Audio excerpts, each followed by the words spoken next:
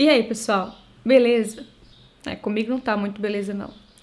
Eu acho que você já deve ter ouvido falar do caso da Mari Ferri, tá todo mundo falando aí na internet. E essa temática de estupro, abuso sexual, assédio é algo que eu sempre trago aqui pro canal, é algo que eu já escrevi livro a respeito. Esse vídeo não se trata a respeito de uma opinião sobre o caso. Esse vídeo é para todas as vítimas de abuso sexual, de assédio e de estupro, que por algum momento acharam que a culpa é delas. Especialmente nesse vídeo, eu queria falar sobre... O advogado traz várias coisas à tona ali diante dela. Eu queria falar sobre uma coisa que ele falou, que aquele advogado falou naquele momento para ela. Ele começou a pegar fotos antigas que ela postou nas redes sociais, pelo que eu entendi, fotos sexuais, foto em que ela tava com o dedo na boca, foto em que ele disse que ela tava numa posição ginecológica, que ela tava com a perna aberta. E ele começou a usar essas fotos como uma desculpa pra que, olha, você não é santa. Inclusive, ele falou isso pra ela. Você não é santa, olha as fotos que você postava. E sabe o que é? Sabe que essa discussão é uma discussão muito antiga. E por mais que a gente ainda fale muito que não é a roupa, não se trata da roupa, não se trata do lugar onde a pessoa estava, porque, olha, eu quero citar aqui o meu exemplo. A maioria que me acompanha há mais tempo sabe que eu sofri abuso sexual, eu escrevi um livro sobre isso. E se você leu o meu livro ou se você ouviu a minha história, você sabe que eu sofri abuso sexual não foi numa balada. Eu não estava bêbada, eu não estava usando uma roupa sensual, eu era uma criança, dentro da igreja. Meus pais são pastores, eu cresci a vida inteira na igreja e eu estava na igreja com uma roupa normal, criança, quando um cara passou a mão em mim. Então, no meu caso, pensa bem, qual seria a justificativa pro meu caso? O que foi que eu fiz? O que foi? Sabe de uma coisa? Gente, não existe justificativa para abuso sexual, não existe justificativa para assédio, não existe justificativa para estupro, não existe. Não é a roupa da pessoa, não é o lugar onde ela estava, não é se ela estava bêbada ou não, não é se ela era da igreja ou se ela não era da igreja, não é se ela é recatada, se ela é promíscua, não tem a ver com a vítima. A culpa nunca é da vítima. Você falar pra alguém que, sei lá, pelo menos insinuar pra essa pessoa que ela contribuiu de alguma forma pra ela passar por aquilo, isso é muito cruel.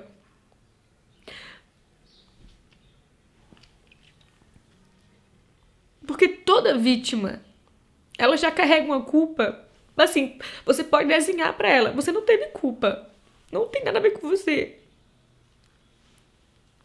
Ela ainda vai achar que ela podia ter evitado. Esse sentimento dentro da gente de que eu podia ter evitado. Por mais que você não podia, sabe? Não tem como prever uma coisa ruim, não tem como prever um acontecimento ruim, não tem como você saber. Não tem. Então não tem como você evitar. A forma de evitar é você educar melhor as pessoas, é você educar os homens, é você educar as mulheres, porque também existem homens que sofrem assédio, homens que sofrem abuso sexual por parte de mulheres também. Mulheres mais velhas, a babá, a empregada, enfim, a tia, a mãe, a avó. A forma de evitar é você falar mais sobre isso, é você espalhar a verdade. A palavra de Deus disse que conhecereis a verdade vos libertará. E uma das verdades que a gente precisa falar é que não tem a ver com o que a vítima estava usando, com o lugar onde ela estava, se ela estava na balada, se ela estava na igreja, porque isso não existe.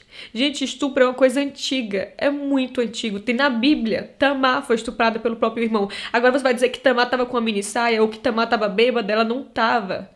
Ela foi cuidar do irmão dela doente, ela foi levar uma refeição, e naquela época, as roupas das mulheres naquela época eram longas, eram totalmente cobertas. E qual foi a justificativa pra Tamar ser estuprada? Qual foi a justificativa? É muito cruel você colocar um fardo sobre uma pessoa que já está carregando um fardo pesado.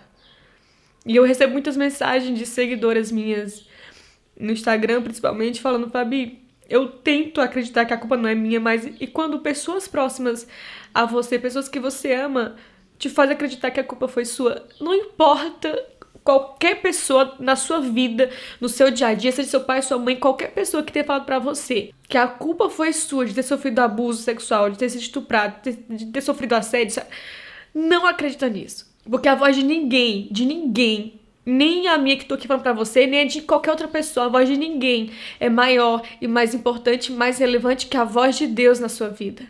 É o que ele diz sobre você que importa. Inclusive, se você é uma vítima, posso falar algo assim do fundo do meu coração? De uma vítima para outra vítima? Você não podia ter evitado. Coloque isso na sua cabeça. Não podia. Ah, mas se eu tivesse saído de tal horário, isso não ia interferir. Mas se eu não estivesse naquele lugar, não é sobre o lugar. Ah, mas eu andei a pé por muito tempo, não era por conta disso. Não tem, sabe? Gente, acontece casos de estupro de todo jeito, em todo lugar. De pessoas que não saíram de casa, de pessoas que saíram de casa. De pessoas que usaram roupa curta, de gente que usou roupa totalmente coberta. De gente que tava bêbada, de gente que era só uma criança na igreja. O que tem a ver? Não tem a ver, nada justifica. Não existe justificativa pra uma coisa dessa, uma atrocidade dessa. Não existe. Então coloque isso no seu coração se você passou por isso. Você não tem culpa. Não foi culpa sua. Não importa o que você acha que você fez, porque talvez dentro de você você fica procurando justificativas. Tipo, mas e se eu tivesse feito isso? E se... Não se culpe. Eu demorei a contar até pros meus pais que eu sofri abuso, porque por vários fatores. Primeiro, eu não achava que aquilo era um abuso. Eu nem sabia o que era um abuso. Eu não achava que eu tinha que contar pra eles e no fundo eu tava com muita vergonha.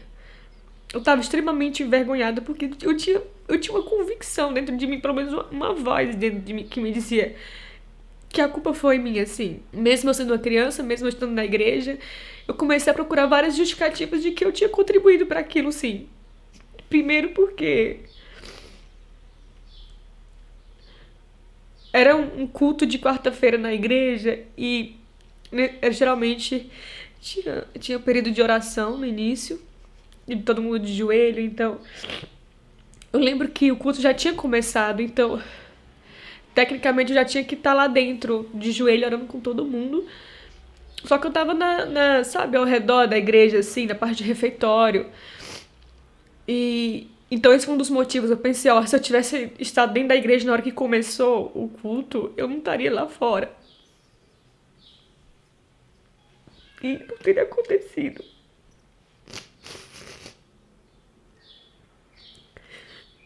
E é mentira, eu tenho amigos que foram abusados, criança, dentro da igreja. Então, sabe, não existe justificativa, mas eu ficava procurando.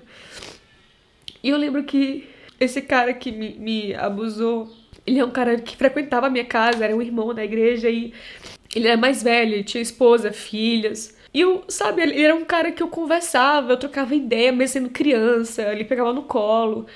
E aí, quando eu encontrei ele, eu tava com algumas amiguinhas, assim, na igreja, e eu lembro que ele veio, fez assim pra eu abraçar ele, e eu corri. Mas eu fico lembrando as coisas que eu fazia, e eu ainda... Gente, é complicado falar, porque eu fico...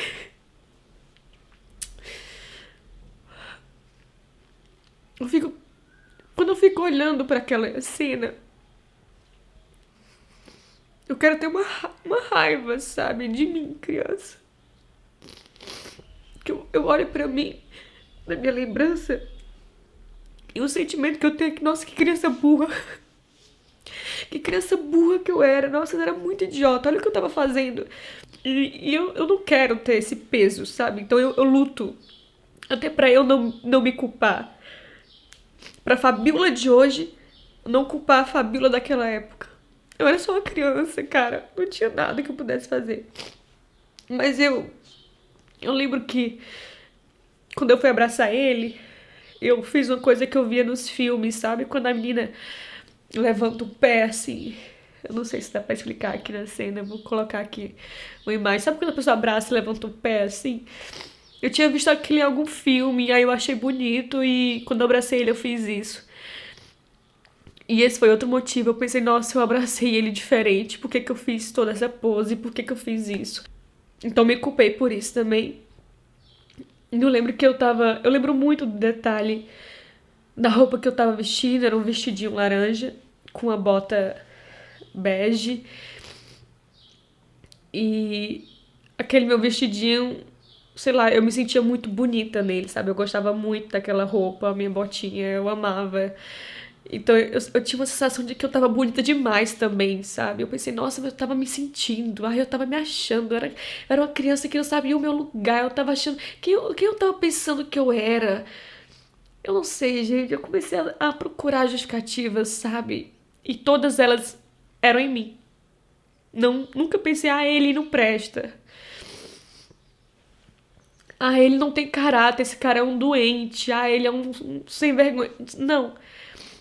Todas as justificativas que eu procurava eram sempre em mim, não era no agressor.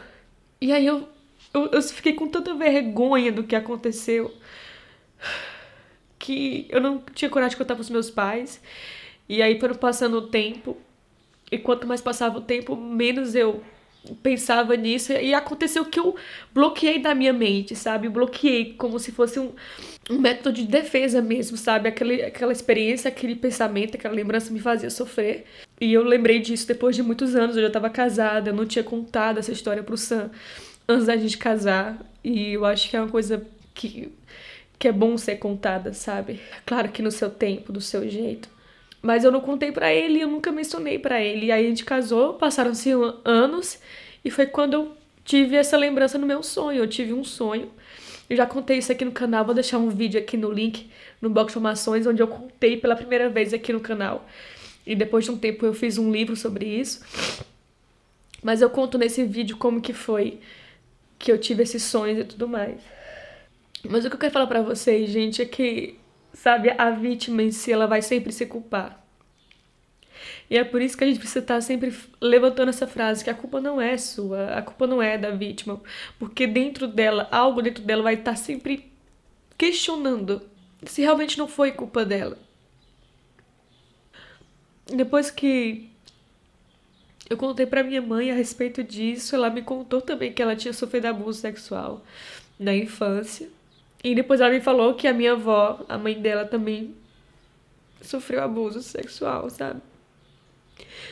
Quando eu ouvi tudo isso, eu pensei, gente, meu Deus, só na minha família tem 3 gerações que passaram por isso. E foi quando eu decidi que eu não ia mais ficar calada, que eu não ia guardar só pra mim, que eu não ia fazer isso de segredo, sabe? Porque quanto menos a gente falar, menos a gente se prepara pra isso, menos a gente protege a próxima geração, sabe? Os meus sobrinhos, seus sobrinhos. Já pensou nisso? Que eles estão nesse mesmo mundo sujo e sujeito a isso. Eu queria realmente aproveitar essa pauta que voltou novamente, e ainda bem que as pessoas estão acordando pra falar mais sobre isso, pra espalhar mais informação, porque quando eu era criança, quando eu era adolescente, eu não lembro disso ser falado nem na igreja, nem na internet, em canto nenhum. Era um assunto que era um tabu. E eu fico feliz de pelo menos ver as pessoas se informando, as pessoas falando sobre. Então esse vídeo ele não é pra dar uma opinião de nada, sabe? Porque se eu for dar só a minha opinião, é só a minha opinião, mas o que eu quero falar aqui é pra você que é uma vítima e talvez você até possa falar, mas sabe, eu nunca sofri abuso sexual, eu tô aqui, mas eu não sofri, eu não sei o que aí você tá falando, mas pode ter certeza que alguém à sua volta sofreu abuso sexual ou estupro. Então é bom que eu e você estejamos sempre falando a respeito. É bom que eu e você, como cristãos principalmente, qualquer pessoa tem que se posicionar a respeito disso, mas cristãos especialmente, porque nós estamos aqui para libertar cativos, nós estamos aqui para trazer o reino de Deus. E o reino de Deus traz liberdade, ele destrói as mentiras, ele destrói as cadeias, ele faz cair por terra o império de Satanás. E a vontade do diabo realmente é destruir a nossa vida, é corromper o nosso valor, é desgraçar os nossos sentimentos, os nossos pensamentos, a nossa identidade. Então, se depender de mim, estupro e abuso sexual, essas temáticas, elas não serão um tabu dentro da igreja. Até porque nós somos igreja, então se a gente falar contra isso, se a gente pregar, se a gente passar informação adiante, se a gente libertar as pessoas com a palavra de Deus, se a gente libertar as pessoas com a nossa própria história, a nossa própria experiência, as dores que você passou, eu tenho certeza que nós estamos fazendo algo muito relevante. É isso, gente. Eu só precisava falar mesmo sobre isso com vocês. E eu sei que tem muitas pessoas aqui que lidam com isso, que tem essa dificuldade, esse problema, que já passaram por essa dor. Eu não tô falando só de mulheres, eu sei que tem muitos homens aqui que sofreram abuso sexual. E eu encontro às vezes pessoas na rua ou em algum evento e eles chegam pra falar a respeito do meu livro e tem homens falando agora a respeito disso. Fabíola, eu sofri abuso sexual. E pra mim isso já é tão, sabe, é um grande passo, porque eu já vi vídeo aqui na internet onde os caras fazem piada com isso. Eu vi um rapaz uma vez que falou que ele sofreu abuso sexual de uma tia rica que dava tudo pra ele, dava PlayStation pra ele, dava as coisas pra ele, mas abusava dele. E nos comentários eram terríveis, os comentários eram nojentos, asquerosos, de outros caras falando, nossa, eu queria isso. Eu queria ser abusado assim, nossa, eu queria que alguém fizesse isso comigo e ainda me desse as coisas, sabe? Então existe até um estigma a respeito dos homens, o homem não pode se sentir abusado, porque a masculinidade dele tem que falar mais alto. Então, enfim, são tantas coisas, gente, mas eu acredito que a igreja, ela não está parando, a igreja ela está avançando. E por mais que dentro de muitos cristãos exista uma revolta de parece que a igreja não fala sobre isso, parece que os cristãos, eles estão omitidos. Gente, pode ter certeza, eu que rodo o Brasil inteiro fazendo ministrações e, enfim, agendas, eu vou em igrejas de todo o Brasil e pode ter certeza, a coisa está mudando. Pode gerar esperança no seu coração. Eu estou vendo igrejas que estão falando sobre isso abertamente, que estão trazendo cura, que estão trazendo uma resposta, que estão cuidando das vítimas. Eu estou vendo igrejas que estão se prevenindo contra a pedofilia, igrejas que estão se posicionando. E antes de eu viajar pelo Brasil, eu lembro que eu tinha essa angústia de, meu Deus, a igreja está perdida, a igreja não se posiciona. Eu tinha muita sensação baseada no que eu via pela internet, baseado no que eu ouvia falar das coisas ruins. Mas pode ter certeza que rodando o Brasil eu vi que a igreja está se posicionando, a noiva de Cristo está se posicionando. Então se alegre e se posicione também você. Fale a respeito disso. E o melhor de tudo é que a gente conhece a história, a gente sabe que esse Deus justo, esse justo juiz, ele já venceu a batalha. Essas são as boas novas do Evangelho.